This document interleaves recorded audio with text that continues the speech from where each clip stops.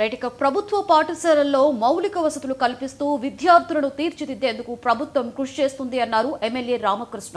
నెల్లూరు జిల్లా వెంకటగిరి మోడల్ స్కూల్లో mega parents teachers సమావేశం జరిగింది.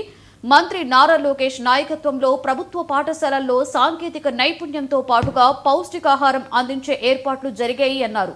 చదువుతో పాటుగా క్రీడల్లో కూడా విద్యార్థులు రాణించాలని కోరారు కలెక్టర్ డాక్టర్ వెంకటేశ్వర్. ఈ సందర్భంగా విద్యార్థులు ప్రదర్శించిన సాంస్కృతిక కార్యక్రమాలు ఆకట్టుకున్నాయి.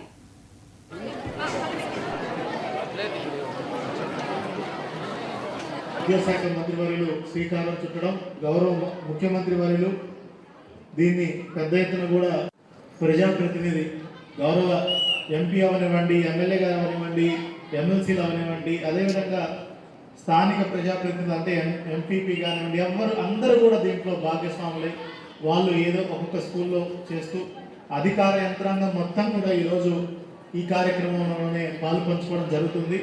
తద్వారా మీ అందరికీ అర్థం కావాల్సింది ఏంటంటే దీనికి కార్యక్రమానికి ఎంత పెద్ద ఎత్తున ప్రభుత్వం విలువ ఇస్తుంది, ఇంపార్టెన్స్ ఇస్తుంది అనేది మీరు ఆలోచించుకోవాలి. ఈరోజు మీరు చూస్తుంటే పిల్లలకి తల్లిదండ్రులకి స్పోర్ట్స్ పెట్టడం జరిగింది, అదేవిధంగా కల్చరల్ కాంపిటీషన్స్ పెట్టడం జరిగింది, వినూత్నంగా ఫోటో బూత్లో ఏర్పాటు చేయడం జరిగింది. తర్వాత అందరం కలిసి భోజనం చేయడం కూడా, మాట్లాడిన తర్వాత అందరం కలిసి భోజనం చేయడం కూడా జరుగుతుంది. కనుక దీని ఒక మంచి పండగ వాతావరణంలో కూడా ఈ కార్యక్రమాన్ని ప్రభుత్వం టేకప్ చేస్తుంది.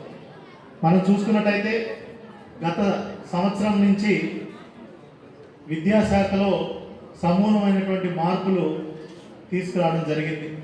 ముఖ్యంగా తల్లికి వందనం పథకం